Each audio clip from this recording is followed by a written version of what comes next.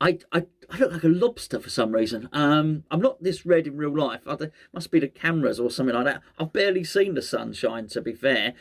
In fact, I haven't seen the sunshine at all. It was only when I looked on the Met Office app and there was an icon of the sun glaring at me. But I don't think you can get sunburnt from just looking at a sun icon on an app. You certainly can't get burnt to a crisp. Anyway, which is what I'd look like, or burnt to a Pringle, as some of us like to say. Not crisps, of course. We're going to be discussing a little bit of PAI Capital, but not much, to be perfectly honest with you. But I'll tell you the latest rumours.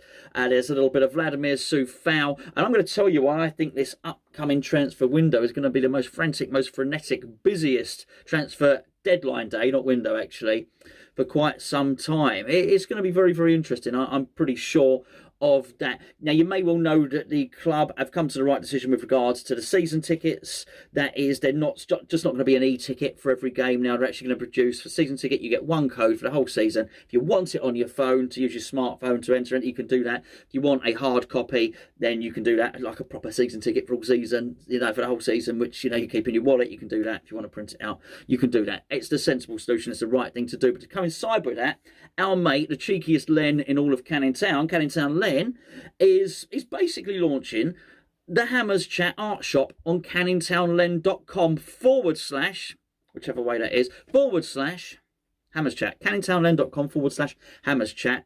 You can actually have your own personalised season ticket. Literally, Len will take your code from your season ticket and put it on. I don't know how well you can see that at the moment. Just on there. There you go. That's better, isn't it? He'll put your picture on it. You don't have to have...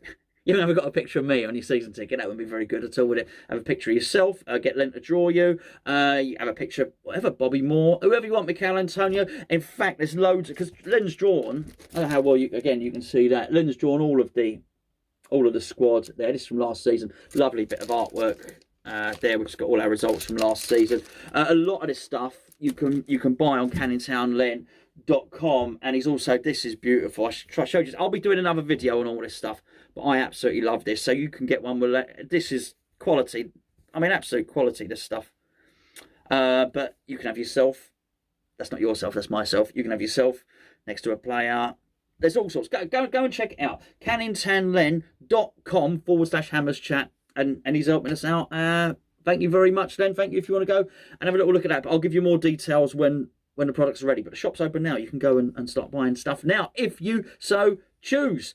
Oh, by the way, if you do want one of these, if you haven't got a season ticket, it's fine. You can have that QR code there. That actually takes you to this channel, for instance. So if you haven't got a season ticket, you just want one of these as a collectible, one of these shinies, then Len will program the QR code to whatever you want it to point towards. Right, let's just get to this PAI Capital stuff right now. There's been rumours of a second bid. Now, I don't know how truthful that is, but I don't want to keep reverting back to my 10 questions that I asked, of which only one of them has been answered, in all honesty.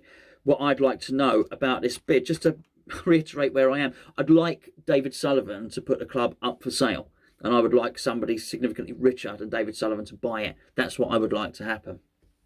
Okay, so that's saying that. If I could only choose one question to ask a PAI Capital, are you borrowing the money? That's what I want to know. Are you borrowing the money to buy the club? Because if you are, I'd rather we didn't go down that route, basically.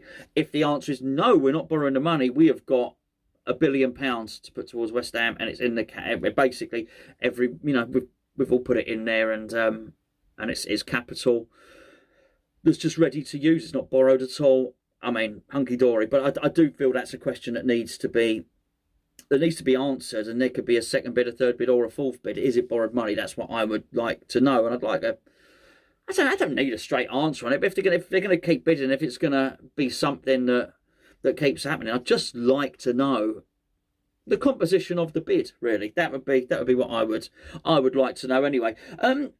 Just before I speak about Soufal, let me just talk about this transfer window for a second, because Dom, who you may know from the chat, who goes on my showbiz name, he said something. He said something. He messaged me and he said he wonders if the club are keeping their powder dry in terms of there's going to be a fire sale. Now, I've been thinking about this, and it was really the Inter Milan story. Inter Milan are skins. I mean, they're about to go bankrupt, apparently. They're going to have to sell loads and loads of players. Well, if it can happen to Inter Milan, it can happen to anyone. I've been waiting for this COVID hit to happen, because football can't be insulated from missing fans for 18 months, the money from the turnstiles. And I think the Championship is going to be hit more than anyone. I think if so that can happen to Inter Milan, why not anyone else? And you look at Barcelona and the mess, the messy mess, the mess that they've made recently, and they've got to keep selling players. As I understand it, UEFA have relaxed their financial fair play rules. Well, that's all well and good, but if your domestic football doesn't do it, which I think Barcelona's problem was La Liga as well, then it really doesn't matter. The problem is, unless you've got a mega rich benefactor who's got billions, and let's say the Qataris at Paris Saint-Germain, or of course Abu Dhabi, who own Manchester City, then you are down 20, 30, 40, 50 million pounds revenue. That's going to take a hit at some point. And I looked at it, and I know it's easy to think, oh, West Ham have done no business, everyone's done loads of business. And I looked at it, and someone said it's only Newcastle and West Ham that haven't done any business. But then I look at Everton. I don't call that business. Damari Gray for, whatever, 1.9 million. Andros Townsend on a free and stuff like that. And I started actually really looking at it. There's not a ton of money been spent. There's really, really not. Southampton have spent, but they've sold. Aston Villa have spent, but they've sold. They've both sold their best player.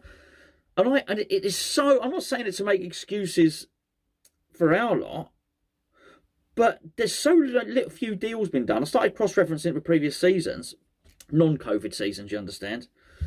There's normally a lot more deals been done by now. And I think, and I certainly Dom thinks this when he messaged me, that there's a lot of clubs keeping their powder dry on this one. There's a lot of clubs just waiting to see what will happen, because they possibly know they have to sell players, and possibly know they have to sell players on the cheap, but they're going to wait. They're going to wait until it gets right to the transfer deadline day, basically. And I do wonder, at the moment, while the window's still open, if you're a club and you've got, even call it a Championship club if you want, and you've got a £10 million hole to fill, a £10 million deficit, and it doesn't matter, it's got to be done. And what you've got is a player there you really want to sell for 15, 18 million, something like that, or whatever, 2 players for 10 million each. You're going to hold out to get that. But the closer it gets towards deadline day, once that window slams shut, there's no way of you recouping that money, because it's just going to drip in. It's going to drip bit by bit because fans are in the stadium, but they've still got to recoup from previous seasons. Actually, if what you've got is a 10 million deficit, actually someone coming in on transfer deadline day with an £8 million bid for someone is going to be too good to refuse, or almost impossible to turn down, because what are you going to do? Threatened with bankruptcy or that? Well, you're going to do it, because you're more likely to be able to then just find a 2 million from somewhere else. And I think incrementally, each club's going to be in that position. And to a certain extent, not that I've got any particular love for Inter Milan, and I guess it's why they're able to sell Lukaku. It's a big club. It's a famous club, and I guess that's reason enough to feel less sorry for them. I understand that, but you do get the impression that if on transfer deadline everyone's going to pick off all their players, it's a little bit of a worry. And I say it's a worry because you always worry about your own club. West Ham will be in it, and I hark back to midway through the first lockdown with Ole Gunnar Solskjaer. If you may remember, I did a video on it at the time. Ole Solskjaer was basically saying that, come the end of this, going to be a lot of clubs skin. He didn't say the word skin, and we have to take advantage of that. And I said at the time, a bit cruel, a bit callous. And look, I guess, hey, that's business.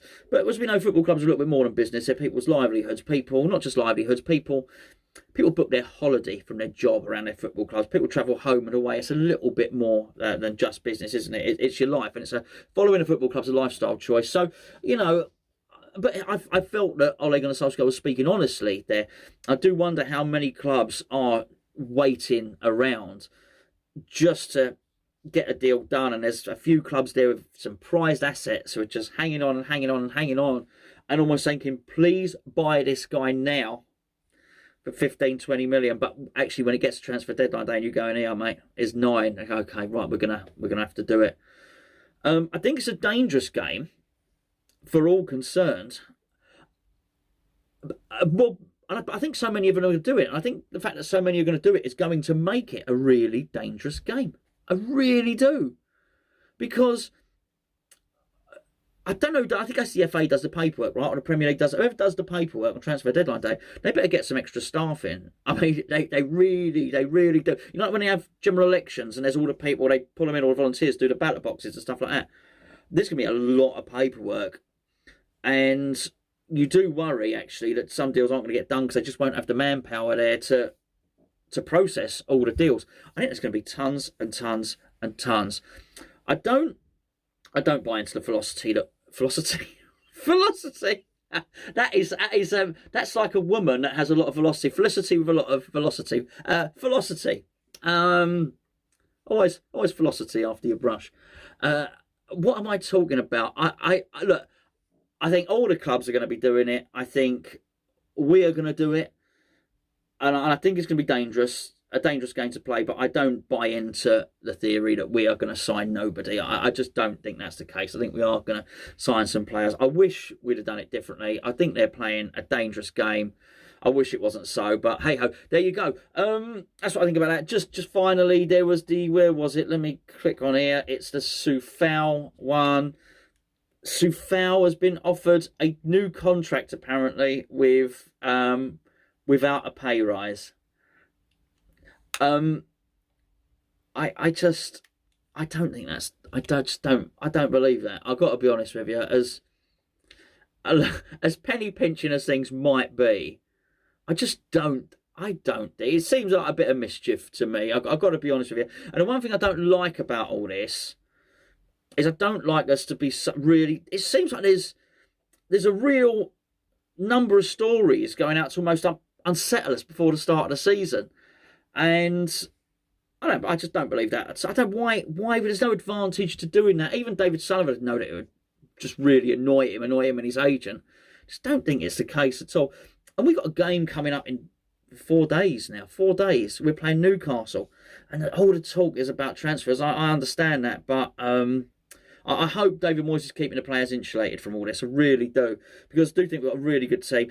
That being said, Newcastle scared the hell out of me. Myself and Gio got a preview for that coming up, which we'll when we'll be doing that, probably Thursday or Friday. Probably Friday with a preview. We've got a lot of videos coming up, of course. But, you know, look, Sunday's a big day. Newcastle, big game, start of the Premier League season. And, yeah, I hope David Moyes has got his eye on the ball and got the players' eye on the ball. Because you definitely get the impression that external forces is everything else. It's players' contracts, it's signing players, it's takeovers, it's all this. And I'm aware that I feed into this because it's what I discuss every day on this channel. But, you know, look, that's the West Ham news and we're going to discuss it. But we are also going to start discussing the game that's coming up. So I just don't believe that. I really don't believe that. For what it's worth, I think Soufal, I mean, it doesn't even say, I haven't seen it anywhere, but I had this conversation with Gio the other day and we did our Patreon video. Soufal's possibly on 30 grand a week or something like that. Do I think he should be getting 140 grand a week or something? No.